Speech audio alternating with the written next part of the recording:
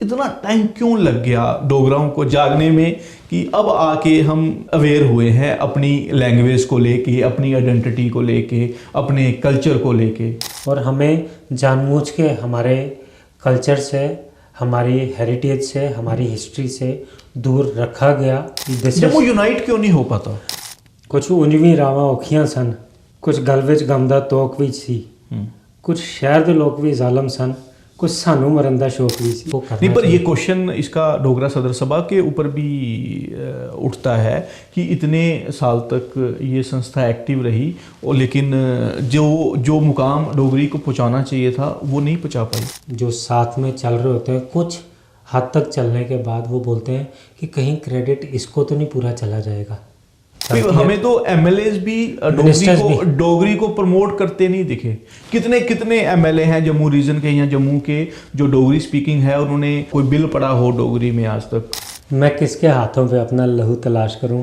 तमाम शहर ने पहने हुए हैं दस्ताने। लेकिन क्या हमारी लीडरशिप इतनी कमजोर रही कि हम अपनी बात भी नहीं रख पाए, हम अब उसके लिए लड़ भी नहीं पाए? जब भी कश्मीर डोमिनेटेड पॉलिटिकल सिस्टम रहा तो उनकी यही कोशिश रही कि जम्मू से वीक लीडरशिप को ही आगे किया जाए, मौका दिया गया, जिसकी वजह से मेरे को लगता है कि जम्मू पीछे गया। लखनपुर से लेके बनिहाल तक बहुत सारे फोर्ट हैं, लेकिन वो सारे खंडर बनते जा रहे हैं, उस तरफ किसी का ध्यान नहीं। इधर हमारी हेरिटेज का ख़त्म नहीं किया गया, इसका कत्ल किया गया है। उन्होंने हिस्ट्री क्रिएट की, लेकिन हमारे हिस्टोरियंस ने उनके साथ इनजस्टिस की। हमारे लोगों को नहीं पता है। अभी तक तो हम मुबारक मंडी को भी संभाल नहीं पाए, इतने साल हो गए हैं उसको बनते। नए पॉइंट्स हैं, हमने किसी को भी डेवलप नहीं किया। आज जाके कहाँ भी आ जाओ, पत्नी टॉप चले जाओ। इम्पोर्टेड राजमा को जम्मू का नाम लेके या बाहर वाले राजमाओं को जम्मू का नाम लेके पूरे हिंदुस्तान में बेचा जाता है। हम पंजाब का खाना देखते हैं लैविश है, कश्मीर का खाना देखते हैं लैविश है। ये जो बीच वाला पार्ट है जम्मू, जहाँ का खाना बड़ा सादा सा दिखाया जाता है। हम अपनी जो फूड लेगेसी है, फूड हेरिटेज है, उसको भी भूल चुके हैं। जैसे राजमा पब्लिसाइज हो गए भाई, जम्मू के राजमा, चीज़ें बहुत हैं लेकिन वो पब्लिसाइज नहीं हो पाई।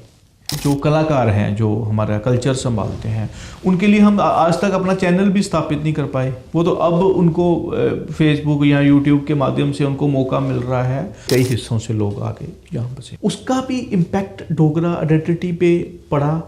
कुछ लोग घर घर जाके संस्कृत में नेम प्लेटें लगा रहे हैं। तो आपको नहीं लगता है कि जम्मू में रह के ये चीज़ें हमें अपने घर के बाहर जो नेम प्लेटें हैं वो डोगरी में लगानी चाहिए? आपकी डोगरा सदर सभा है जैसे, तो वहाँ लगाया हुआ है डोगरी में कुछ नेम प्लेट वगैरह? और आपको ये बात बता दूँ, सबसे पहली अखबार जो थी JNK की, डोगरा गजट, वो भी डोगरा सदर सभा चलाती थी। एक टाइम पे तो सबसे पहली कॉन्स्टिट्यूएंट असेंबली भी डोगरा सदर सभा को कहा जाता था। क्या हमारे पास इधर गेम्स एंड स्पोर्ट्स का इंफ्रास्ट्रक्चर वैसा है? खेत खाली होंगे तो फसलें जब कटेंगी तब टूर्नामेंट देखते हैं करवाएंगे। नौकरियां बच्चे जाते हैं तो हर नौकरी के ऊपर सिलेक्शंस होती हैं, सब कुछ होती हैं, या तो पेपर लीक हो जाते हैं, ठीक है, या फिर स्टे लग जाते हैं। तो कहाँ जाएंगे बच्चे? हमारे गेस्ट हैं गंभीर देव सिंह चाड़क, जो हाल ही में डोगरा सदर सभा के कार्यकारी अध्यक्ष बने हैं। सर, बहुत बहुत स्वागत है आपका। सर, आज हम जिस विषय पे बात करेंगे वो है डुग्गर आइडेंटिटी। हाल ही में डोगरी लैंग्वेज 22 साल पूरे किए हैं उसको संविधान में 8वें संशोधन में। तो हम सबसे पहले ये आपसे जानना चाहते हैं कि 22 साल बहुत लंबा वक्त होता है, क्या डोगरी ने वो स्थान प्राप्त कर लिया है जहां उसको होना चाहिए था? देखिए, ये क्वेश्चन जो आपने पूछा है, एक क्वेश्चन का आंसर बहुत डिफ़िकल्ट है कि डोगरी ने वो स्थान 22 साल में प्राप्त किया या नहीं किया। मैं आपको ये बोलूँगा कि अगर हम इसकी संघर्ष की हिस्ट्री देखें जी, तो संघर्ष ही इसका 8वें शेड्यूल में लाने का, कॉन्स्टिट्यूशन ऑफ इंडिया के 8वें शेड्यूल में लाने का इसका संघर्ष ही अगर मैं देखूं तो वो संघर्ष ही ऑलमोस्ट 50, 60, 70 साल चलता रहा। तो संघर्ष करके इस भाषा को इस स्टेज तक पहुंचाना, कि उसको उसका ड्यू प्लेस मिले और उसके बाद आगे की जो रिस्पॉन्सिबिलिटी है वो रिस्पॉन्सिबिलिटी आयत हो जाती है जो हमारे लिखारी हैं, जो लिखने वाले हैं, जो कल्चर की प्रमोशन के साथ जुड़े हुए हैं, जो आर्ट के साथ, डोगरा आर्ट के साथ जुड़े हुए हैं, और अगर लैंग्वेज की बात करूं तो लिटरेचर के साथ जो जुड़े हुए हैं। मेरे को ये लगता है कि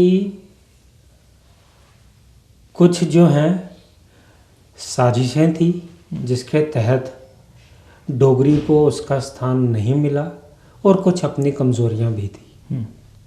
तो मैं ये भी नहीं बोलूँगा कि 100% साजिशें थी, और ये भी नहीं बोलूँगा कि 100% हमारी कमज़ोरियां थी। वो एक पंजाबी का बड़ा अच्छा शेर है कि कुछ उंजवी रावां औखियां सन, कुछ गल विच गम दा तोक भी सी, कुछ शहर दे लोग भी जालम सन, कुछ सानू मरन दा शौक भी सी। ठीक है, this is what has happened with us. और मेरे ख्याल हुण जिहड़ा मैं देखना कि लोकें च जागरूकता आई है, लैंग्वेज भी ਲਈ है। हिंदी च गल करचै या डोगरी च? जिद्दां तुहाडा दिल करेगा। ते हिंदी च गै करना है, तुस भी कंफर्टेबल, तुसें भी ओहदे च कंफर्टेबल होना जी। ते अब लोगों में जागरूकता आ गई और लोग जो है उस तरफ चल पड़े हैं, और मेरे को खुशी है कि जो हमने अभी एक इवेंट किया जिसमें हमने स्कूल्स और कॉलेजेस के बच्चों को इन्वॉल्व कर दिया, और उसमें हमने उन बच्चों को टॉपिक दिया कि डोगरी भाषा, आप ही की उसी बात पे आ रहा हूँ कि किधर इसका भविष्य देखते हो और इसको अपना स्थान क्यों नहीं मिला। तो उसके लिए ब्लेम करने की बजाय मेरे को लगता है कि किसी को भी ब्लेम करने से पहले हमें ये देखना चाहिए कि हम कैसे कंट्रीब्यूट कर रहे हैं। तो डोगरा सदर सभा ने ये इनिशिएटिव लिया। यानी कि इतने टाइम से कंट्रीब्यूशन जो थी वो कोई कमी थी उसमें? कंट्रीब्यूशन में कमी नहीं थी।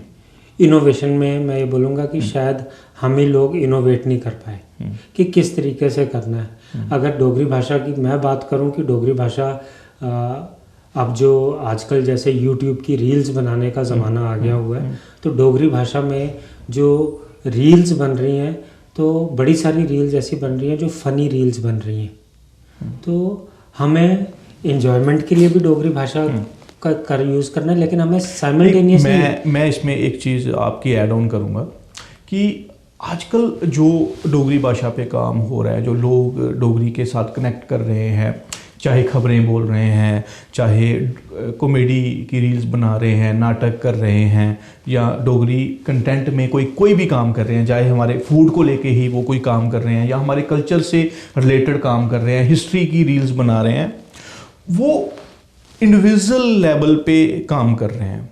जो हमारे संगठन हैं, जो अपने आप को हमारे डोगरी के संरक्षण कहते हैं, इस मौके को कैसे बुना सकते हैं, स्पीड अप कैसे कर सकते हैं, क्योंकि लोग आज डोगरी के साथ कनेक्ट कर रहे हैं। मैं इसमें आपको बताता हूँ जी। सिर्फ इसका एक ही रास्ता है जो मेरे को लगता है, और हमने भी उस रास्ते को अडॉप्ट किया, कि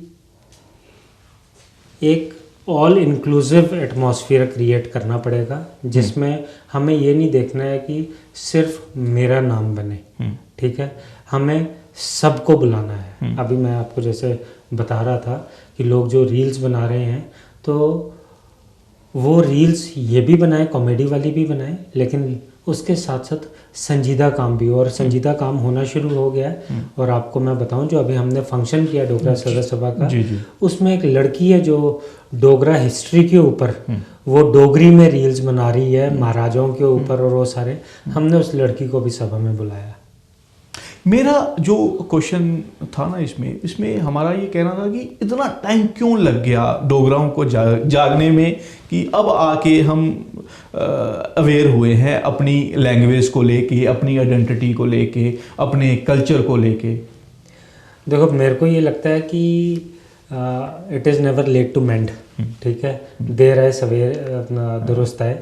तो इसमें अब जो भी टाइम निकल गया या नहीं हुआ तो वो जो मैंने आपको शेर भी सुनाया जी वो भी अपने आप में काफ़ी बातें कह देता है। तो अब जागरूकता आई है, लोग कर रहे हैं काम, और मेरे को लगता है कि डोगरी अपना स्थान मिलेगा। और सबसे अच्छी चीज़ ये हुई है जो हमारे आदरणीय प्रधानमंत्री नरेंद्र मोदी जी ने, उन्होंने जो NEP 2020 नेशनल एजुकेशन पॉलिसी 2020 लाए, उसमें उन्होंने रीजनल लैंग्वेज की प्रमोशन के लिए भी एक बाकायदा तौर पे वो भी पॉइंट रखा। और उसमें ये है कि 5वीं क्लास तक जो मोड ऑफ इंस्ट्रक्शन है, ठीक है, वो रीजनल लैंग्वेज में होना चाहिए।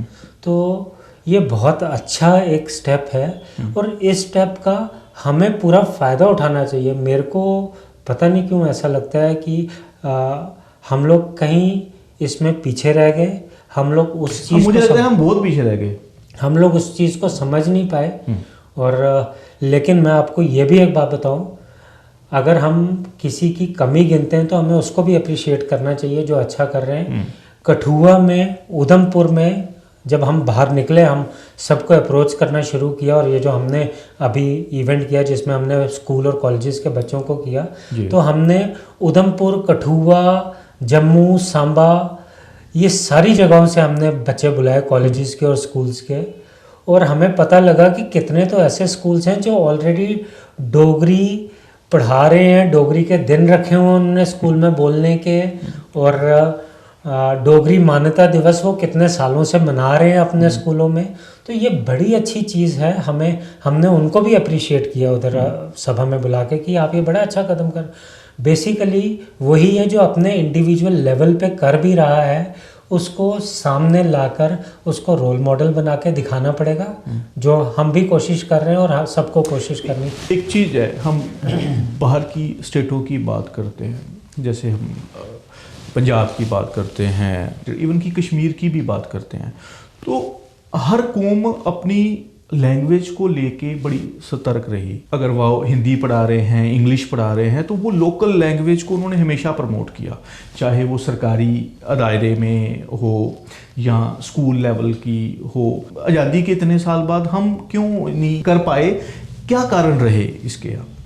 आप क्या समझते हैं इसमें? मैं पर्सनली अगर बोलूँ, मैं इसमें कोई मैं साहित्यकार नहीं हूँ और मैं कोई जैसे बाकी लोग डोगरी के ऊपर काम कर रहे हैं मैं वैसे नहीं, लेकिन जो मेरी एज ए लेमैन ऑब्जर्वेशन है वो ये है कि इसमें दो ही कमियां रही कि एक जो हमारी रिप्रेजेंटेशन गवर्नमेंट में कम होने की कमी रही कि हमारी पूरी गवर्नमेंट में रिप्रेजेंटेशन जम्मू की कम होती रही, ठीक है, और बाकी कश्मीर की डोमिनेंस रही, ठीक।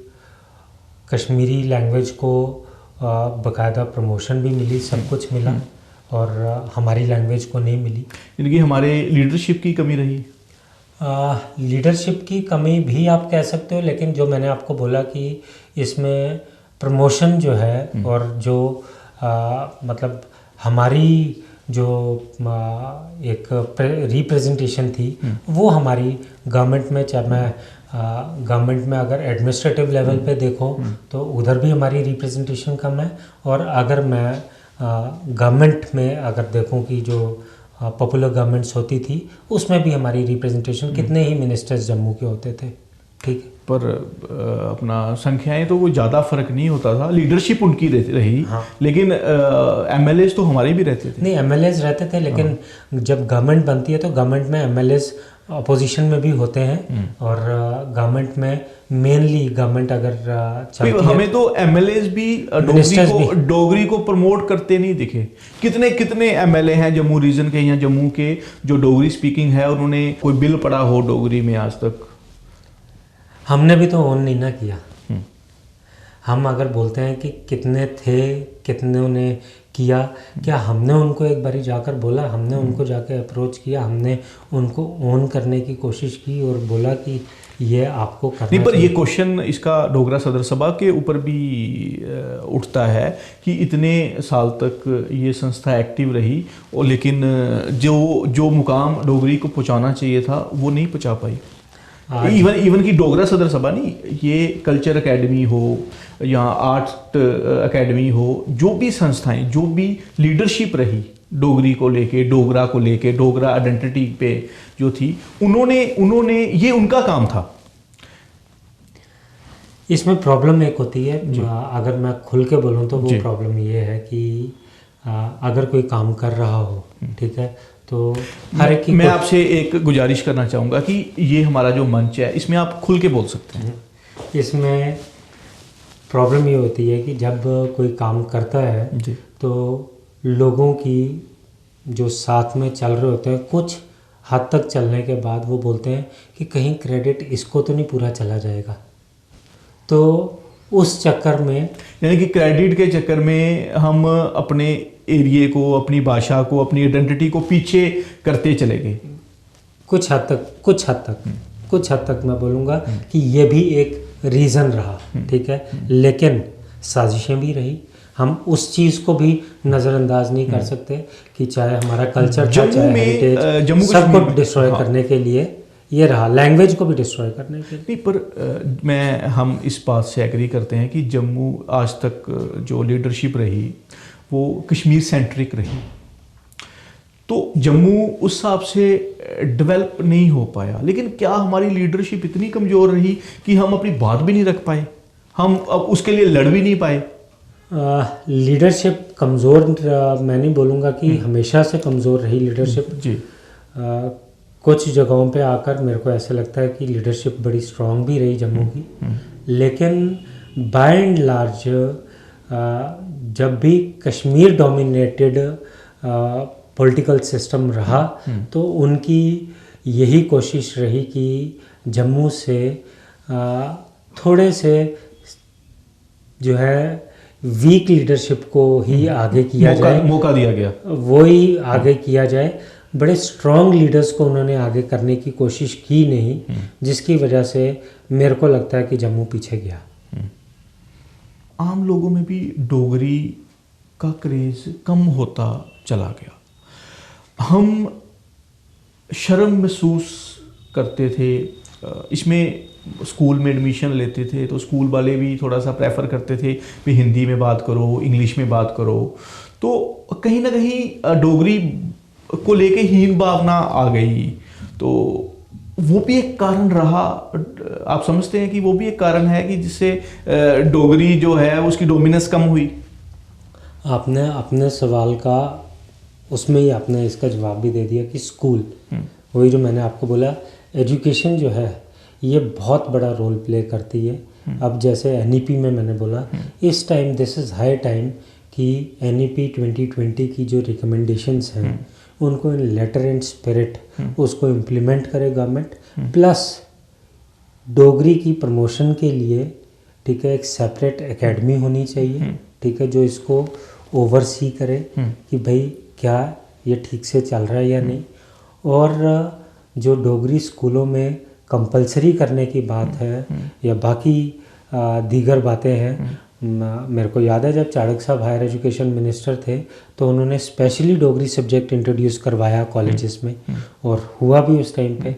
लेकिन क्या होता है कि ये इन चीज़ों को मैं बोलूँगा ये इंडिविजुअल एफर्ट्स बन के रह जाते हैं, ठीक है। The moment person is not in the chair, ये एफर्ट्स, ये मूवमेंट क्यों नहीं बन पाई? ये मूवमेंट, मैं वही आपको बोला ना कि सक्सेसिव गवर्नमेंट्स के ऊपर ओनस आ जाता है कि जो चीज़ पीछे शुरू हुई थी वो आगे कंटिन्यू करे। अगर उनकी इस चीज़ के ऊपर उनकी प्रायोरिटी ही नहीं है, उनकी प्रायोरिटी लिस्ट में ही ये चीज़ नहीं है, तो आप कैसे कर लोगे? आप क्या ना कोई छड़ी लेकर पीछे चलोगे? आप बोल ही सकते हो, आप जब असेंबली में नहीं हो, आप पार्लियामेंट में नहीं हो, आप गवर्नमेंट में नहीं हो, आप बोल ही सकते हो बाहर से, लेकिन करना तो गवर्नमेंट ने। गवर्नमेंट में तो बराबर हिस्सेदारी रही, चाहे पार्टी कोई भी हो, चाहे हम कांग्रेस की बात करें, कांग्रेस भी उनके साथ बराबर रही, बीजेपी भी पिछले 10-11 साल से है। तो हम ये नहीं कह सकते कि जम्मू रीजन को पार्टिसिपेशन नहीं मिली। हम ये कह सकते हैं कि लीडरशिप कमज़ोर रही, लेकिन पार्टिसिपेशन तो रही, हमेशा से रही। इसके ऊपर ध्यान नहीं दिया गया, वो एक बात अलग थी। मैं किसके हाथों पे अपना लहू तलाश करूं, तमाम शहर ने पहने हुए हैं दस्ताने। अच्छा, ये तो डोगरी लैंग्वेज की बात थी। अगर हम बाकी आइडेंटिटीज़ की बात करें, जैसे किसी भी एरिया की आइडेंटिटी होती है, वो खाली लैंग्वेज नहीं, वो वहाँ का फूड, वहाँ का हिस्ट्री, वहाँ का लिटरेचर, इन सबको मिला के, कल्चर, इन सबको मिला के आइडेंटिटी बनती है। तो हम हर जगह ही पीछे रहे, हम खाली डोगरी जुबान की बात नहीं कर रहे, हम जैसे हिस्ट्री की भी अपनी बात करते हैं। तो मुझे नहीं लगता कि हम हिस्ट्री भी अपनी को संभाल पाए हैं। हमारे लोग हिस्ट्री से भी कनेक्ट नहीं हैं उतने जितने होने चाहिए थे।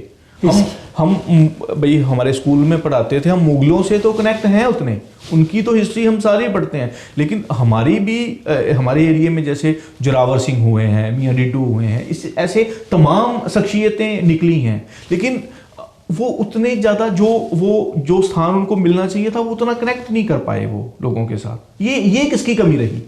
ये कमी रही, मैं 100% बोलूँगा हमारी कमी रही। लेकिन अब मैं उस पर आता हूँ कि क्यों हमारी कमी रही। क्या हमारी कमी इस लिहाज से नहीं कि हम लोग कर नहीं सके अपनी हिस्ट्री में, हम लोग बिजी थे हिस्ट्री क्रिएट करने में। हमारे बुजुर्ग जनरल जोरावर सिंह जी, गुलाब सिंह जी, जिनकी भी बात करूँ, मियाँ डिडो वगैरह, सब जी, इन सब ने हिस्ट्री क्रिएट की, डॉक्यूमेंटेशन नहीं हुई, इन सब ने हिस्ट्री क्रिएट की, लेकिन हिस्ट्री ने इनके साथ इनजस्टिस किया। जो हिस्टोरियंस थे उस टाइम पे लिखने वाले, ठीक है, ये हिस्ट्री क्रिएट करते रहे। आप मेरे को बताओ, गिलगित बाल्टिस्तान, नीचे तिब्बत तक बाउंड्रीज पहुंचाना, रशिया तक बाउंड्रीज पहुंचाना कंट्री की, और -40 डिग्री टेम्परेचर में जाकर लोगों के साथ, जिधर आज ऑक्सीजन मास्क पहन के लोगों के लिए जाना मुश्किल होता है और इतने गर्म कपड़े पहन के जाना पड़ता है, लेबल होता है कपड़े के ऊपर कि this is fit to be worn in temperature below -70 degree, ये लिखा होता है उस पर। तो वो वाले कपड़े पहन के जाना पड़ता है, और उस टाइम पे उनके पास कौन से ऐसे कपड़े थे, ठीक है। कैसी हार्श क्लाइमेटिक कंडीशंस में उधर जाके उन्होंने सरहदें बढ़ाई, उन्होंने हिस्ट्री क्रिएट की, लेकिन हमारे हिस्टोरियंस ने उनके साथ इनजस्टिस की। लेकिन आने वाली पीढ़ियों की भी ये जिम्मेदारी थी। हमारे जो लोग थे उनके बाद, वो तो चलो हिस्ट्री क्रिएट करके चले गए, लेकिन वो आने वाली पीढ़ी की ये जिम्मेदारी देखो, थी। ये चीज़ आप मान के चलो कि पूरे हिंदुस्तान में जब आज़ादी की लड़ाई लड़ी गई जी, ठीक है, और आज़ादी की लड़ाई पूरे हिंदुस्तान में लड़ी जा रही थी अंग्रेज़ों के ख़िलाफ़, और जब इधर की बात आई हमारी J&K की, तो इधर कश्मीर से आज़ादी की लड़ाई जो चल रही थी वो डोगरा रूल के ख़िलाफ़ चल रही थी, ठीक है। और जब कश्मीर डोमिनेटेड पॉलिटिक्स आ गई इधर, उनकी डोमिनेंस हो गई, ठीक है, तो भाई किसकी कोशिश नहीं होगी कश्मीर से कि भाई इधर का बिल्कुल इतिहास से नाम ही इनका मिटाया जाए। तो वो वजह रही, हमें एक साजिश के तहत, ठीक है, ना हमारी हिस्ट्री आगे लाई गई, नहीं ना हमें कल्चर से जोड़ने दिया गया, और उसका नतीजा ये जो आप सारा देख रहे हो, ये सारा का सारा उसका आप कह सकते हैं कि ये ऑफशूट है, या वो आगे अनफोल्ड होती गई चीज़ें ऐसे कि अब हम इस तरीके से सीक्वेंस ऑफ इवेंट्स पे आते अब इस तरीके पे आ गए कि आप जो बोल रहे हो कि हम अपनी लैंग्वेज के लिए भी बोल रहे हैं कि लैंग्वेज भी ख़त्म हो रही है, कल्चर भी। आप ठीक कह रहे हैं, हिस्ट्री का आप 90% लोगों को पूछेंगे शायद उनको हमारी डोगरा हिस्ट्री का पता ही नहीं। एक चीज़ और भी सुनी है मैंने कि मुबारक मंडी में जहाँ हमारे मोमेंट्स रखे थे, हिस्ट्री के बुक्स रखी हुई थी, वहाँ पे भी कई बार आग लगी, उसको संभाला ही नहीं गया। तोशा खाना और मुबारक मंडी के जो पीछे पैलेसेस हैं उनकी तरफ जिधर अगर आप जाएं अंदर, तो मियाँ मोटा की उधर समाधि जैसी बनी हुई है, ठीक है। तो जब उधर से आप जाते हैं आगे, तो उधर की तरफ, उस एरिया की तरफ बड़ी एक नहीं बहुत सारे आग लगने के एपिसोड्स हुए। और मैं आपको बताऊं, जब सन 87 में 1987 में मैं चाणक्य साहब के साथ जाता था, क्योंकि वो मुंह पे रुमाल वगैरह बांध के, तो चप्पलें पहन के नीचे तहखाने में घुस जाते थे और पूरी मिट्टी निकलवाई। जब उधर मुबारक मंडी में डोगरा आर्ट म्यूज़ियम बनवाना था, तो उस टाइम पे I still remember his words. Chanakya साहब ने ये बोला था कि इधर हमारी हेरिटेज का ख़त्म नहीं किया गया, इसका कत्ल किया गया है। उनके ये वर्ड्स थे।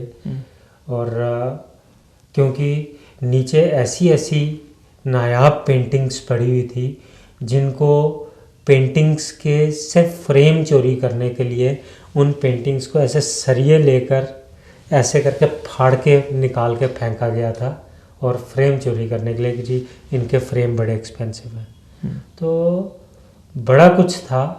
अभी भी ऐसी ऐसी पेंटिंग्स हैं उधर जिनकी शायद एक एक पेंटिंग की कीमत नाना करते भी करोड़ 2 करोड़ पेंटिंग की कीमत होगी। और उनको बचाने की ज़रूरत है। और लेकिन नहीं पता, हमारे लोगों को नहीं पता है। अभी तक तो हम मुबारक मंडी को भी संभाल नहीं पाए। इतने साल हो गए हैं उसको बनते, उसका रिपेयर वर्क होते। बड़ी कम आवाज़ें हैं जिसमें मैं बोलूँगा मुख्य तौर पे अगर कोई आवाज़ है तो वो चाणक्य साहब की आवाज़ थी मुबारक मंडी को बचाने के लिए। और उसमें भी मैं आपको बताऊं कि ये चाणक्य साहब अपने सभा में अपने ऑफिस में बैठे हुए थे, और जब संसार चंद बड़ू जी उनके पास आए और उन्होंने वो अचकन पहनी हुई, हाथ में वो अपनी स्टिक पकड़ी हुई, तो चाणक्य साहब को उनके नाम से बुलाया कि गुलचैन सिंह बचाइला है मुबारक मंडी की। तो फिर जब चाणक्य साहब ने उनसे पूरी डिटेल में समझा, पूरा सुना उनसे, और फिर उनके साथ गए, और उधर से चाणक्य साहब ने ये मिशन बना लिया कि मुबारक मंडी को बचाना है। और क्यों इतना डिले हो रहा है काम मुबारक मंडी का?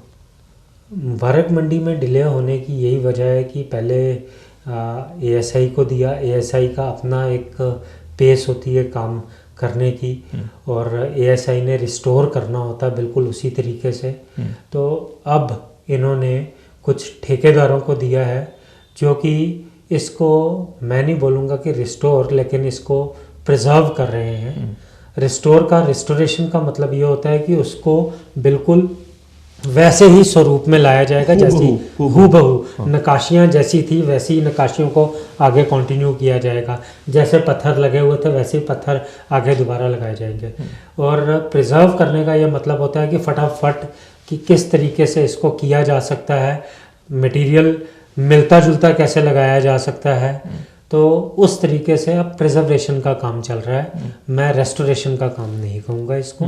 और वो चल रहा है, जहाँ नक्काशी है उधर तक है, जिधर नहीं है उधर डिसकंटिन्यू हो जाएगी नक्काशी।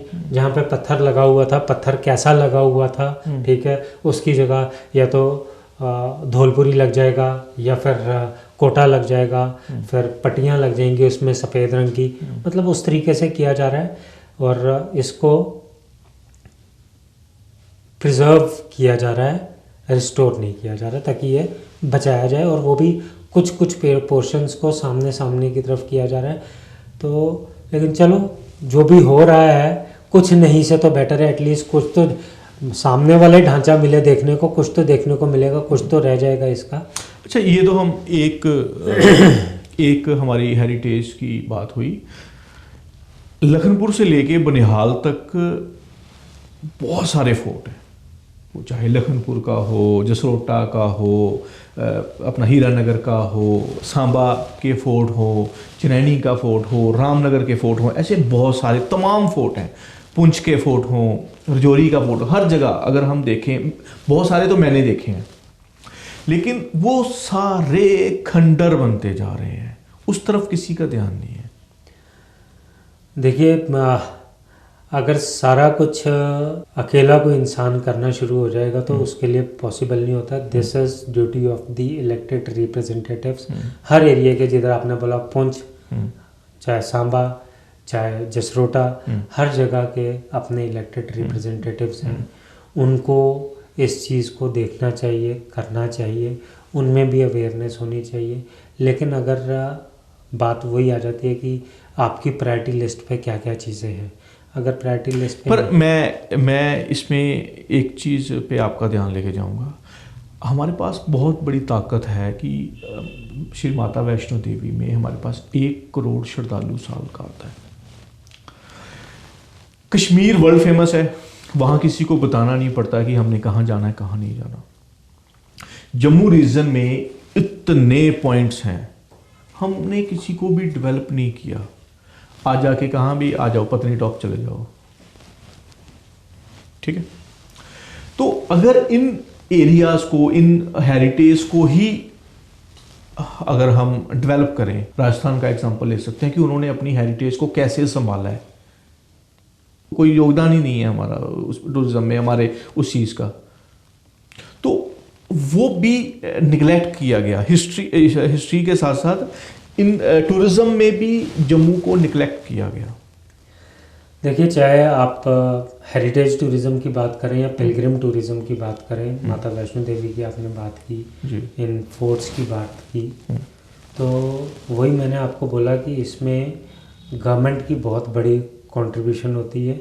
और क्या आपने कभी गवर्नमेंट का ध्यान नहीं इस तरफ लेके गए कभी? बहुत बारी गवर्नमेंट का ध्यान इस तरफ, अगर आप पिछली जितने भी गूगल पे सर्च करके आप कभी देखें प्रेस कॉन्फ्रेंसेस वगैरह, बहुत बारी इसकी तरफ ध्यान लेकर जाने की कोशिश की, लेकिन वही बात है कि अभी सबसे पहले मेजर जो है वो है मुबारक मंडी पैलेसेस, बिकॉज ये एक पैलेस नहीं है, ये ग्रुप ऑफ पैलेसेस हैं। और मुबारक मंडी पैलेसेस की मैं बात करूं या मैं बात करूं जो आप जसरोटा फोर्ट वगैरह, उधर की लोकल पब्लिक में भी इस चीज़ को लेकर रोष है, ठीक है। लेकिन समहाउ वही बार बार बात आ जाती है कि साजिशें भी बहुत हुई हैं, ठीक है, और हमें जानबूझ के हमारे कल्चर से, हमारी हेरिटेज से, हमारी हिस्ट्री से दूर रखा गया। क्यों हमारे साजिश करता ही हर बार जीत जाते हैं? हमारी कमज़ोरियों की वजह से। अगर आप कमज़ोर नहीं होगे, ठीक है, वो यूनाइट क्यों नहीं हो पाता? This is democracy. देखिए, ये डेमोक्रेसी है, और डेमोक्रेसी में सबसे बड़ी बात है कि आप अगर शेर हो, ठीक है, और कहीं पे 50 गायें खड़ी हैं, ठीक है, या 50 भेड़ें खड़ी हैं, तो हेड काउंट होगा, 50 भेड़ों का वज़न ज़्यादा माना जाएगा, शेर को कुछ नहीं माना जाएगा उधर। तो सिंपल सी बात है कि हेड काउंट देखा जाता है। तो हमारे लोगों को जो है जब दूर रखा जाए किसी चीज़ से, उनको उनके कल्चर से, उनको उनकी हेरिटेज से, उनको उनकी अपनी जड़ों से, तो एक टाइम आता है, एक जनरेशन, 2 जनरेशन, उसके बाद वो चीज़ डिक्लाइन की तरफ जाना शुरू कर देती है। तो कुछ लोग जो मशाल लेकर चलते रहते हैं, टॉर्च, जिनको हम टॉर्च बेयरर्स कहते हैं, तो वो लोग चलते रहते हैं, और वो लोग एक चौकीदार का काम करते रहते हैं कि जागते रहो, ठीक है, चोरी ना हो जाए, ध्यान रखो, वो आवाज़ देते रहते हैं। लेकिन मैक्सिमम लोग घरों में पीसफुली सो रहे होते हैं कि चलो ये आवाज़ तो दे रहा है, बाकियों को जगा के रख रहा है, थोड़ा बहुत डरा के भी रख रहा है, कोई चोरी करने आएगा उसको। तो वही है कि वो जो टॉर्च बियरर्स हैं वो बोलते रहते हैं, और गवर्नमेंट को थोड़ा सा उनका डर रहता है, जिसकी वजह से जो थोड़ा बहुत अभी चल रहा है वो चल रहा है। अदरवाइज़ अगर वो टॉर्च बियरर्स भी, वो चौकीदार भी आवाज़ देना बंद कर देंगे, ठीक है, तो फिर तो ये within no time this will vanish. आपकी हेरिटेज, आपका कल्चर, आपकी लैंग्वेज ही वैनिश हो। हमारा फूड भी का भी यही हाल है सर।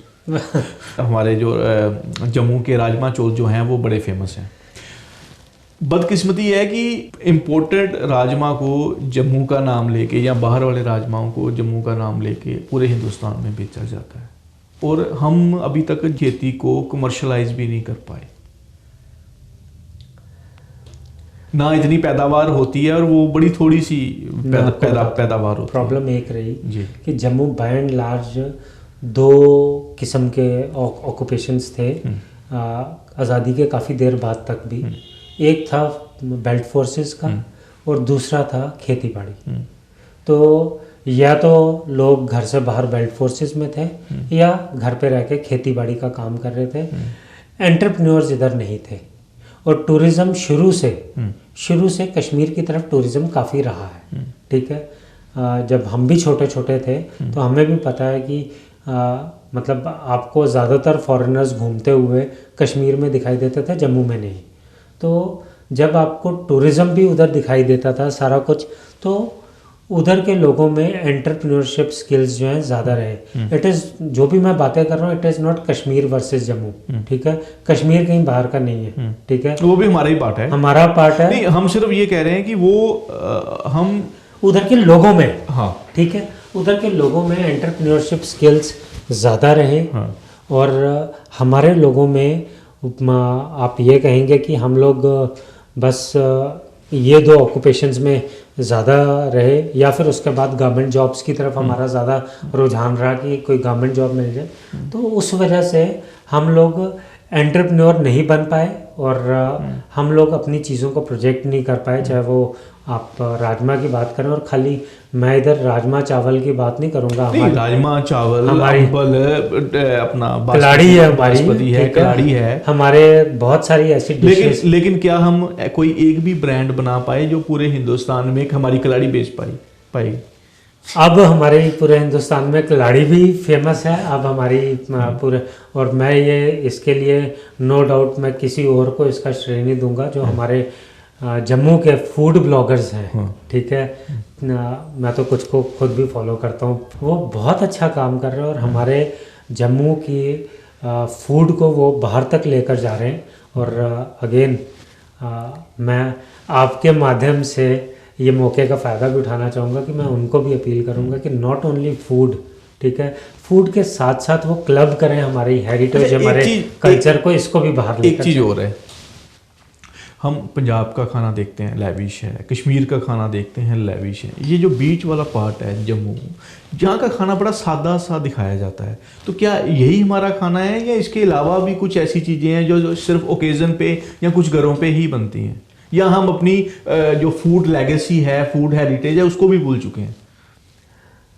मेरे को नहीं लगता कि हम भूले हैं। जम्मू में अगर आप मैक्सिमम घरों में देखेंगे जी, ठीक है, मैक्सिमम घरों में आपको संडे को राजमा चावल नज़र आएगा, सोमवार को पीली दाल, ठीक है, मंगलवार को कड़ी, शनिवार को काले चने, ठीक। ये हमारा हर दिन की दाल बनी हुई है कि कौन सी दाल खानी। और इसका मेरे को याद है कि मेरे को एक आयुर्वेदिक उनकी कोई कॉन्फ्रेंस थी, तो उसमें आयुर्वेद की कोई कॉन्फ्रेंस थी आमफला में, तो उधर मेरे को बुलाया गया था, मैं उधर गया था, तो उधर इसके पीछे उन्होंने आयुर्वेद का एक कंसेप्ट बताया था कि ये आयुर्वेद का कंसेप्ट है। डॉक्टर वरुण सुथरा थे जिन्होंने मेरे को बुलाया था उधर, और ये बहुत अच्छी चीज़ है, इसको भी प्रोजेक्ट किया जा सकता है, और ये हमारे इधर अगर फॉलो हो रही है, ये भी जम्मू इसमें लीड। आपके साथ बात करने का हमारा मकसद यही था कि जो चीज़ें हम भूल रहे हैं वो भी हमारे दर्शकों तक पहुँचे वो चीज़ें। तो ये भी हमारे जम्मू की एक प्रथा बनाई हुई थी, जिससे लोगों को फिट रखना और कैसे उनको किस दिन कौन सी दाल खानी है, पूरा सीक्वेंस में एक चीज़ बनी हुई थी। तो ये भी हमें आगे अपनी प्रथा चलानी चाहिए, करनी चाहिए। और ऐसा नहीं है कि खाली राजमा चावल है, आप जब किसी बाकायदा तौर पे खाने वाले को किसी को बुलाएंगे तो वो बताएगा कि जम्मू में क्या क्या चीज़ें हैं जो कि आपको, अगर हम कलाड़ी की बात करते हैं तो उधमपुर का नाम सबसे आगे आता है, ठीक है। फिर हम राजमा की बात करते हैं, फिर हम गुच्छियों की बात करो तो आपका भद्रवाह किश्तवाड़ का नाम, ठीक है। देसी चाय की बात कर लो, ठीक है, तो नून चाय तो मशहूर है, आपकी देसी चाय आप देख लो, अनारदाना, ठीक है, अनारदाना वगैरह। तो एक चीज़, हाँ, तो एक चीज़ नहीं है, बहुत सारी चीज़ें हैं। ये मैं इसी पॉइंट के ऊपर आ रहा हूँ, चीज़ें बहुत हैं लेकिन वो पब्लिसाइज नहीं हो पाई। जैसे राजमा पब्लिसाइज हो गए भाई, जम्मू के राजमा, बाकी चीज़ें ये किसकी जिम्मेदारी थी? ये मैंने वही आपको बोला कि ये जिम्मेवारी जो है आपके ऊपर भी एज पत्रकार आयत होती है, आपको भी जो हमारे जम्मू के जर्नलिस्ट थे उनको भी इस चीज़ को आगे लेकर आना चाहिए था। ये तो अभी सोशल मीडिया आ गया तो हर चीज़ वायरल होने लग गई है। अब अब हो रहा है। अब जैसे आपको भी पता लग रहा है कि ये चीज़ें अब आप खुद ही मेरे को बोल रहे हैं कि अब ये चीज़ें आ रही हैं सामने, अब लोगों में अवेयरनेस आ रही है, कलाड़ी बाहर वर्ल्ड फेमस हो रही है। ठीक है, हमारी तो एक लड़की उधमपुर से वो ट्रेन पकड़ती है, जाके लुधियाना में स्टॉल लगाती है कलाड़ी वगैरह का, और फिर वापस आती है। तो इस तरीके से भी वो काम कर रही है। तो ये अब चीज़ें आगे चल रही हैं, और मेरे को लग रहा है कि सोशल मीडिया जो है वो बहुत बड़ा रोल प्ले कर रहा है। और आने वाले टाइम में शायद यही एक वजह भी है कि डोगरी भाषा भी अब लोगों में अवेयरनेस आ रही है, और लोग इसकी तरफ भी लोग वापस मुड़ने की कोशिश कर रहे हैं। और मेरे को लगता है कि आने वाले टाइम में Dogri food, Dogri language, Dogri culture, heritage, इन सब का बोलबाला होगा, लोगों में अवेयरनेस आएगी। लेकिन इस सब की अवेयरनेस के लिए सबसे पहले जो इम्पोर्टेंट है वो, मैं एक बेसिक चीज़ पे आता हूँ कि आपको अपनी हिस्ट्री पता होनी चाहिए। और मैं चलो उसी पे आता हूँ, लिटरेचर पे आ जाते हैं। डोगरी लिटरेचर मुश्किल से बहुत कम लोग होंगे जिनके घरों में डोगरी किताबें होंगी या डोगरी पढ़ने वाले लोग होंगे। हमारे लोकल भाषा में जो अखबार थे, डोगरी के अखबार थे, उनकी भी इतने ज़्यादा उसको पाठक नहीं मिल पाए। हमारी बुक्स को पाठक नहीं मिल पाते। इवन कि हमारे जो कलाकार हैं, जो हमारा कल्चर संभालते हैं, उनके लिए हम आज तक अपना चैनल भी स्थापित नहीं कर पाए। वो तो अब उनको फेसबुक या यूट्यूब के माध्यम से उनको मौका मिल रहा है। क्या क्या गिनाएं इस पे हम कि हर चीज़ में हम कोई ऐसी चीज़ है कि जो हमारे फेवर में भी रही, या सारी निगलेक्टेड ही रहे हर जगह? ऐसा नहीं है कि हम निगलेक्टेड ही रहे हर जगह, और किया कुछ नहीं। मैं आपको बता दूं, 2013 की बात है। ये जो डुगर चैनल था, इसके लिए तब मुनीश तिवारी हुआ करते थे, इंफॉर्मेशन ब्रॉडकास्टिंग मिनिस्टर। उनके साथ मीटिंग हुई बाकायदा तौर पे, और मीटिंग होने के साथ ये पूरे यहाँ से आर्टिस्ट गए हुए थे, और चाणक साहब के साथ ही गए थे। और मुनीश तिवारी ने उस टाइम पे पूरा का पूरा उन्होंने बोल दिया कि ये चैनल जो है ओके सिग्नल दे दिया। लेकिन कुछ ऐसी पॉलिटिकल वजूहात रही, ठीक है। उसके बाद सक्सेसिव गवर्नमेंट जो आई, तो उन चीज़ों को नहीं टेकअप कर पाए, नहीं हो पाई। लेकिन ये ऑलमोस्ट फाइनलाइजेशन की स्टेज पे था, और कमिटमेंट हो गई थी कि ये डुगर चैनल जो है ये स्टार्ट हो जाएगा। रही बात बाकी जो आप कह रहे हैं हिस्ट्री वगैरह की और लिटरेचर की, तो लिटरेचर में किसने कहा कि काम नहीं हुआ और काम अच्छा नहीं हुआ? मैं पद्मा से मैं इसमें नहीं कह रहा कि लोग नहीं आए। मैं ये कह रहा हूँ कि जो लोग भी आए उनको उतना क्रेडिट नहीं मिल पाया। जैसे मान लो किसी ने डोगरी की अखबार शुरू की तो उसको पाठक नहीं मिल पाए, किसी ने बुक्स लिखी उसको पाठक नहीं मिल पाए। वजह मैं बताता हूँ ना इसके पीछे। आप आज की डेट में हम लोग जो हैं, हम लोग हैं जेन मिनीलियम, ठीक है। उसके बाद आ जाते हैं जेन जी, ठीक है। उसके बाद आ जाते हैं जेन अल्फ़ा, ठीक है। तो पहले हम लोग जो है, हम लोग हिंदी लैंग्वेज, हिंदी भाषा बड़े अच्छे तरीके से देवनागरी लिपि जो है पढ़ लेते थे। डोगरी की सबसे पहले लिपि थी टाकरी से आई देवनागरी लिपि, ठीक है, जो कि हिंदी की लिपि है। आज आप चाहे अपने न्यूज़ चैनल्स पे देख लीजिए, आप कहीं देख लीजिए, वो हिंदी जो है वो इंग्लिश, हम बोलेंगे कि हिंदी को इंग्लिश में आप मैसेजेस भी देख लिए, मैं हूँ MAINHOON, ठीक है। मोबाइल ने तो हमारा वैसे ही लैंग्वेज का बेड़ा गर्क कर दिया, ठीक है। तो अब लोग इंग्लिश की तरफ चलना शुरू हो गए। तो मेरे को इंग्लिश के अलावा आजकल हिंदी भी लोग, हिंदी में ये नई जनरेशन कोडवर्ड में बातें करती है। मैं तो आपको ये बता रहा हूँ कि लोग हिंदी को हिंदी में पढ़ने की बजाय उसको इंग्लिश में लिख के पढ़ रहे हैं।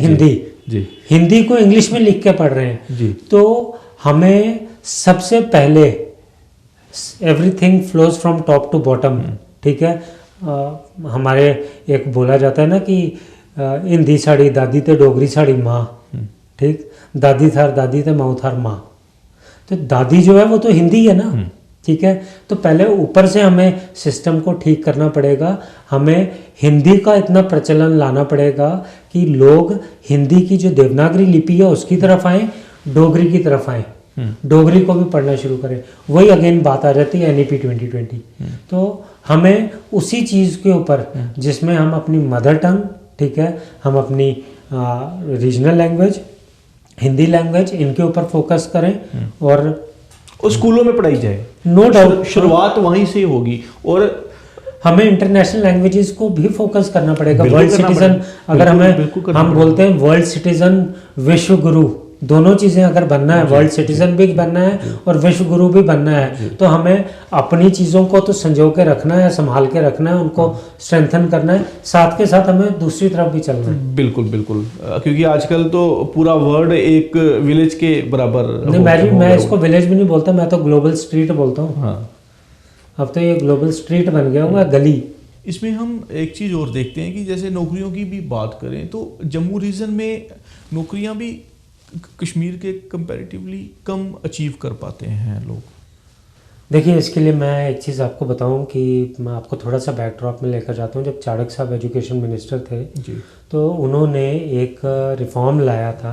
नो डाउट उनके पास टाइम जो था वो उस टाइम पे गवर्नमेंट गिर गई और टाइम कम था, लेकिन बड़ी उन्होंने जल्दी वो रिफॉर्म लाया और वो था यूनिफॉर्म एकेडमिक कैलेंडर। उन्होंने यूनिफॉर्म एकेडमिक कैलेंडर मीन्स कि जम्मू और कश्मीर में एकेडमिक कैलेंडर सेम होगा, ठीक है, यानी कि विंटर जोन और summer zone same, paper same time पे होंगे, सारा कुछ सेम टाइम पे होगा। तो वो लाए थे और मैं इसमें हमारे LG को भी क्रेडिट देना चाहूँगा कि हमारे LG मनोज सिन्हा साहब ने भी यूनिफॉर्म एकेडमिक कैलेंडर ले आए थे, स्कूल लेवल पे भी ये ले आए। लेकिन समहाउ मेरे को नहीं पता कि क्या रीजंस रहे और ये दोबारा से चेंज हो गया यूनिफॉर्म एकेडमिक कैलेंडर। और कश्मीर में विंटर जोन, मैं कश्मीर की बात नहीं करूँगा, मैं विंटर, जम्मू रीजन के भी कुछ इलाके विंटर जोन में आते हैं। विंटर जोन जो है, विंटर जोन में आपके पेपर जो हैं वो ख़त्म हो जाते हैं नवंबर या दिसंबर में, ठीक है, और हमारे समर जोन में बच्चों के पेपर ख़त्म होते हैं मार्च में या अप्रैल में।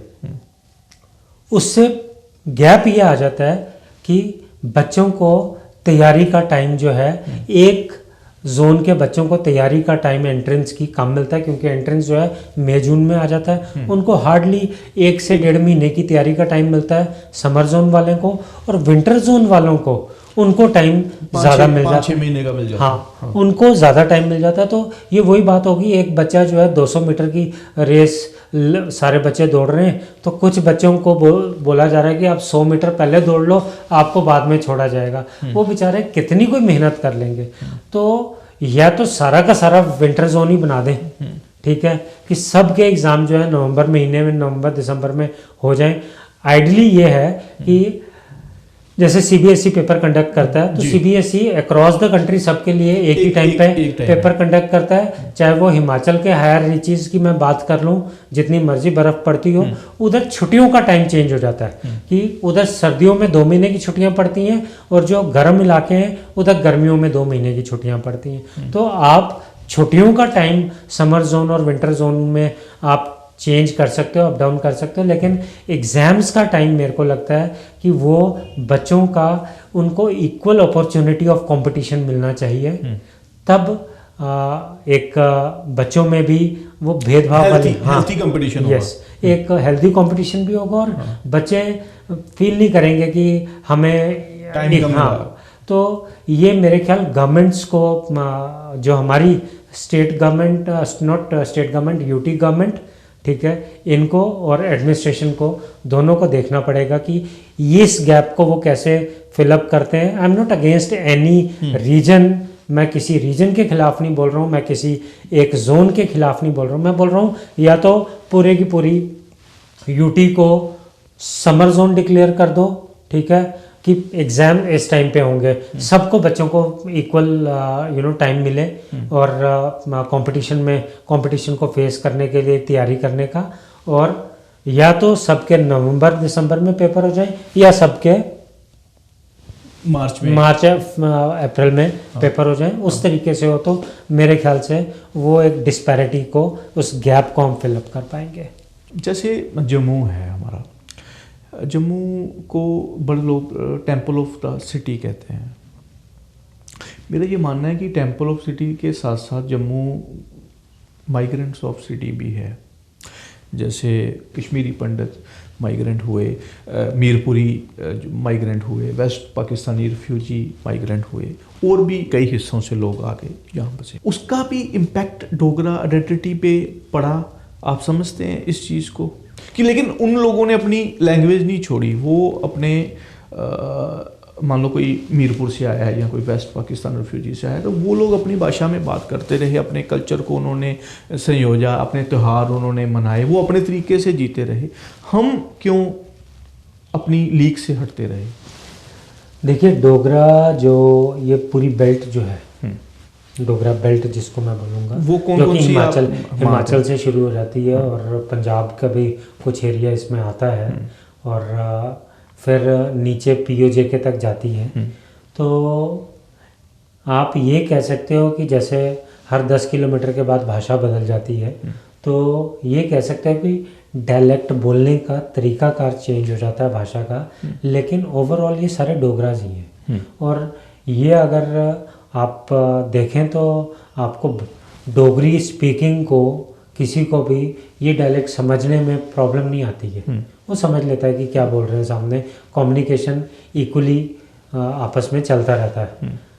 लेकिन जो सबसे बड़ी बात जो आपने बोली कि ये सिटी ऑफ माइग्रेंट्स बन गई है, मैं बोलूँगा इसको अदर वे राउंड कि जम्मू अपने आप में एक पूरा J&K बना हुआ है, पूरा देश ही बना हुआ है।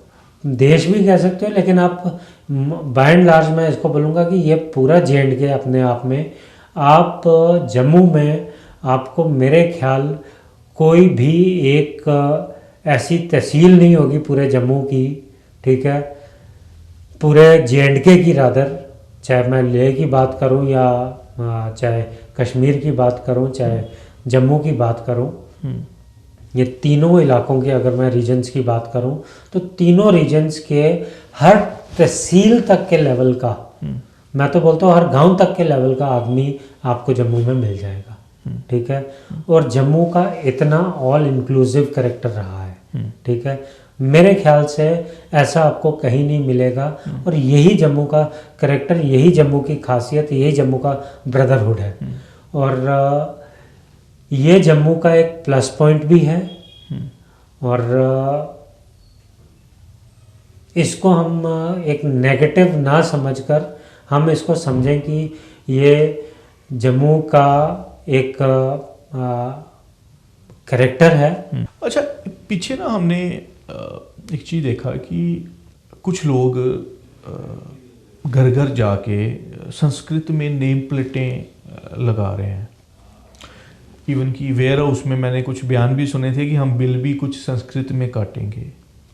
तो आपको नहीं लगता है कि जम्मू में रह के ये चीज़ें हमें अपने घर के बाहर जो नेम प्लेटें हैं वो डोगरी में लगानी चाहिए? आपकी डोगरा सदर सभा है जैसे, तो वहाँ लगाया हुआ है डोगरी में कुछ नेम प्लेट वगैरह? हमने टाकरी लिपि जो है इसकी डोगरी जो पहले की लिपि होती थी टाकरी, तो और अब लिपि जो है वो देवनागरी लिपि है। तो डोगरा सदर सभा का देवनागरी लिपि है हिंदी लिपि, जो जैसे हम हिंदी लिखते हैं, तो वो उसमें हमने डोगरा सदर सभा हिंदी में ही लिखा हुआ है। तो अब डोगरा सदर सभा का कुछ डोगरे दी सभा तो लिख नहीं सकते हम जो नाम है डोगरा सदर सभा देवनागरी लिपि में, अब हम उसको टाकरी में भी लिखने जा रहे हैं।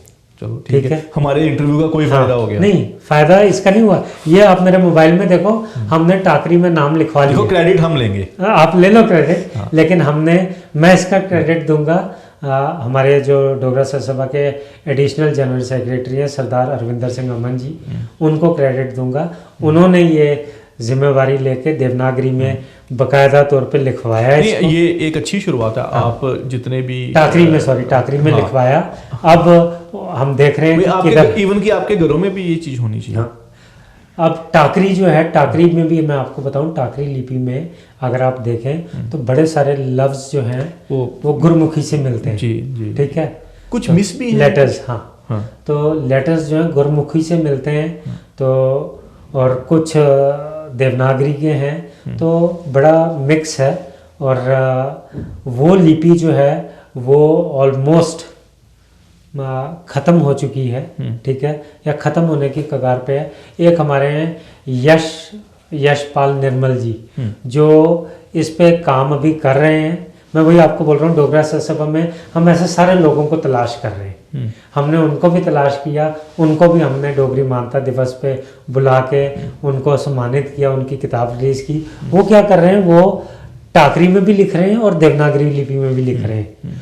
वो एक पेज टाकरी में लिखा होता है किताब में, एक पेज, ताकि जो भी पढ़े वो कोरिलेट कर सके और पढ़ते पढ़ते वो टाकरी को भी पढ़ना सीख जाए कि टाकरी में ये चीज़ कैसे लिखी जाती है, ये कैसे लिखी जाती है। तो वो एक बड़ा इनोवेटिव काम कर रहे हैं और हमने उनको सम्मानित भी किया। हमें कुछ ऐसे लोगों को प्रमोट करना चाहिए। मेरे को कोई गुरेज नहीं है उनका इधर नाम लेने में कि नहीं, बिल्कुल मैं उनको प्रमोट कर रहा हूँ। बिल्कुल ले हैं आप, जो बंदा क्रेडिट रिजर्व करता है उसको क्रेडिट देना चाहिए। और उन्हीं से हमने लिखवाया कि टाकरी में हमें लिख के दो डोगरा सदर सभा का नाम। इसमें एक चीज़ और भी है कि जब तक मास तक ये चीज़ नहीं पहुंच पाती तब तक मुझे लगता है कि चीज़ों का बढ़ना जो मुश्किल होता है। हमारी कोशिश ये होनी चाहिए कि मैक्सिमम लोग जो हैं वो इसको पढ़ें, समझें, और छोटी उम्र से पढ़ेंगे तो वो ज़्यादा इम्पैक्टफुल रहेगा। हमारे स्कूल्स में ये इंट्रोड्यूस हो ताकि इससे प्रचार प्रसार थोड़ा जल्दी होगा। ऑब्वियसली यही चीज़ मैंने आपको बोली कि बार बार उसी पे आ जाते हैं कि हमें स्कूल्स लेवल पे इसको प्रमोट करना ही पड़ेगा। अच्छा चलो, अब हम बात डोगरा सदर सभा की करते हैं। कितनी पुरानी संस्था है? 1904 एग्जैक्टली। और क्यों स्थापित की गई उस वक्त? ये महाराजा और प्रजा दोनों के बीच में एक कड़ी का काम करती थी। और ये उस टाइम के जितने भी लीगल लिमनरीज थे, ठीक है, चाहे मियाँ ज्वाला सिंह हो गए, हंसराज महाजन हो गए और लाला हंसराज महाजन हो गए, पंडित दया कृष्ण गर्देश, फिर मियाँ विश्वेश्वर नाथ, पंडित विश्वेश्वर नाथ और दया कृष्ण गर्देश। तो ये सारे लोग, इन लोगों को लेकर, और सबसे पहली जो डोगरा सदर सभा की जो लेडी प्रेसिडेंट बनी थी नरातो देवी, ठीक, और उसके बाद मुमताज़ बेगम और पीओजीके के लोग भी थे इसमें। तो ये बेसिकली ये कड़ी थी महाराजा के बीच में और प्रजा के बीच में, महाराजा तक बात पहुंचाने की। 100 साल से पुरानी संस्था है ये। 100 आप लगा लीजिए, अब 121 साल, 100 हाँ 21 साल 121 साल पुरानी सभा। अच्छा, बीच में मैं कहीं पढ़ रहा था कि 1930 में महाराजा द्वारा ये बैन भी कर दी गई थी संस्था। वो क्या वाकया था? ये सभा उस टाइम पे जो है प्रो इंडिपेंडेंस विचारधारा पे चल रही थी। और फिर उस टाइम पे ये सभा बैन की गई। और बैन काफ़ी देर तक बैन रहने के बाद जब इस पे से बैन उठा, फिर दोबारा से सभा ने अपना कामकाज करना शुरू किया। और फिर सभा बड़ा एक्टिवली सभा ने जब काम करना शुरू किया तो वो था चाणक्य साहब के प्रेसिडेंट बनने। कब बने थे आपके पिताजी, जिनका अचानक कभी देहांत भी हो गया है? बड़ी दुखद समाचार है ये। तो वो कब, चाणक्य साहब कब बने थे? 1991-92 में वो प्रेसिडेंट बने। और उसके बाद फिर मेरे को याद है कि सबसे पहला जो हुआ था एक प्रोग्राम, वो था मैसेज ऑफ ह्यूमैनिटी कॉन्फ्रेंस। और वो बहुत ही बड़े लेवल पे, जिसमें जत्थेदार अकाल तख्त अलामा फ़िरोज़ हैदर साहब, फिर टेम्पल ऑफ अंडरस्टैंडिंग के chairman doctor I Pandurang Rao, doctor Karan Singh ji, मतलब ऐसे ऐसे लोग जो इंटरनेशनल लेवल पे अपने रिलीजियस फील्ड में जिनको आप गुरुज मानते हैं, वो लोग आए थे। और मैसेज ऑफ ह्यूमैनिटी, भाईचारे का संदेश, प्याम इंसानियत उसका नाम था। तो ये करवाया गया और इससे जम्मू की हवा बदली। और आजकल क्या क्या मुद्दे हैं डोगरा सदर सभा के जो जिस पे वो काम कर रहे हैं? देखिए, डोगरा सदर सभा के मुद्दे जो हैं, मुद्दे नहीं मैं बोलूँगा, इसके एम्स एंड ऑब्जेक्टिव्स हैं। तो AIIMS and objectives Dogra Sadar Sabha के डोगरा हेरिटेज कल्चर, ठीक है, लैंग्वेज, और सबसे ऊपर ब्रदरहुड, पीस, ट्रंक्विलिटी, ये मेनली है। उसके बाद उसके साथ साथ हैं नशे, सोसाइटी के इविल्स, ठीक है, इन चीज़ों के खिलाफ लड़ना।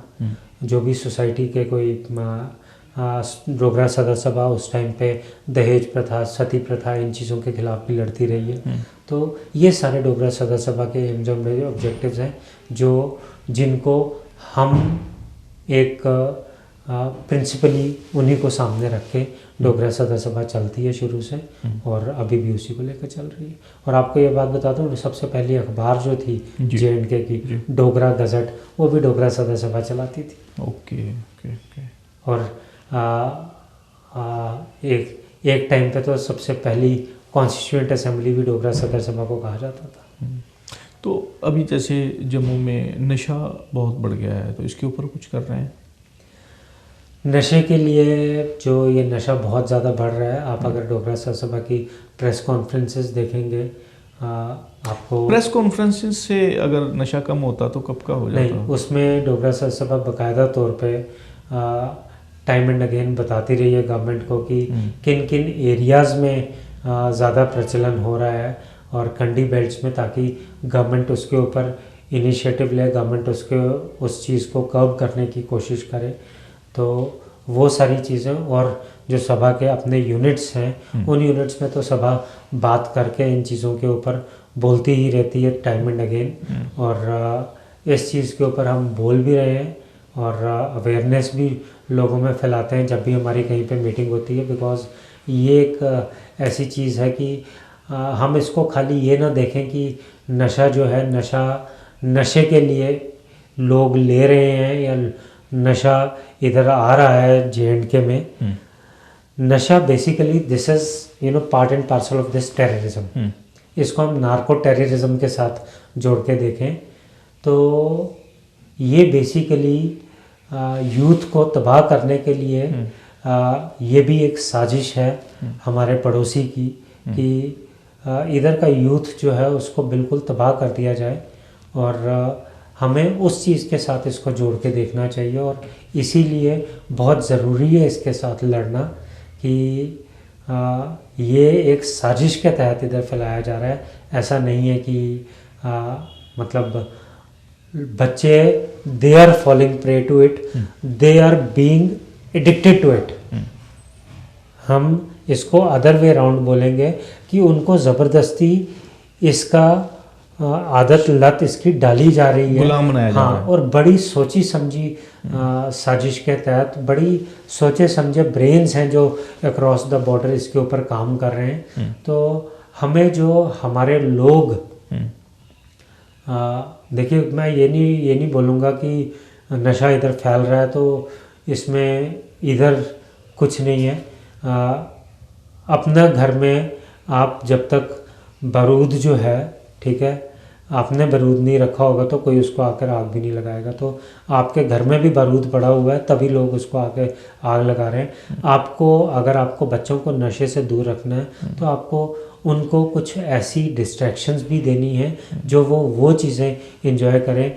अब मैं गेम्स एंड स्पोर्ट्स की बात करूंगा तो क्या हमारे पास इधर गेम्स एंड स्पोर्ट्स का इंफ्रास्ट्रक्चर वैसा है? नहीं है। मैं आज ही बैठा हुआ था, मैं बिश्ना के कुछ लड़के आए हुए थे मेरे पास, तो उनसे बात कर रहे थे। वो कह रहे थे टूर्नामेंट वगैरह करवाना है, तो बात चल रही थी तो कहते जी हमारे पास ग्राउंड नहीं है उधर। मतलब इतनी बड़ी कॉन्स्टिट्यूएंसी बिश्ना और उनके पास ग्राउंड नहीं है, टूर्नामेंट करवाने के लिए ग्राउंड नहीं है जी। खेत खाली होंगे तो फसलें जब कटेंगी तब टूर्नामेंट देखते हैं करवाएंगे। तो this is reality on ground, ठीक है, कि क्या हमने दिया बच्चों को वैसा माहौल, वैसी कोई जगहें दी कि बच्चे अपनी पेंट अप एनर्जी जो है उसको वो बाहर निकाल सकें। बिल्कुल, तो बिल्कुल। जब हम वो ज़रिए नहीं दे रहे हैं और फिर नौकरियों की बात करते हैं तो नौकरियां बच्चे जाते हैं तो हर नौकरी के ऊपर सिलेक्शंस होती हैं, सब कुछ होती हैं, या तो पेपर लीक हो पेपर जाते लीक हो हैं, जाते ठीक है, या फिर स्टे लग जाते हैं, तो कहाँ जाएंगे बच्चे, ठीक।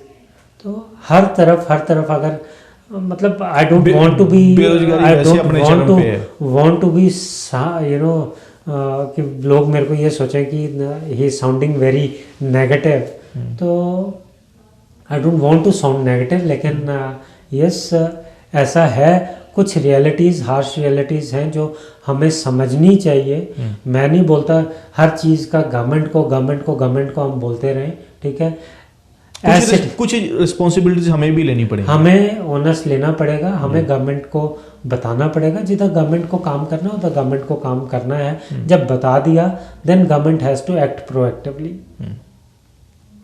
तो ये थे गंभीर देव सिंह चाढ़क जी। हमने बात की डोगरी लैंग्वेज की, डोगरी फूड की, डोगरी लिटरेचर की, डोगरी आइडेंटिटी की। तो हमें उम्मीद है कि आपको ये पॉडकास्ट पसंद आया होगा। हमारे पॉडकास्ट को लाइक शेयर प्लीज़ कर दें। नमस्कार।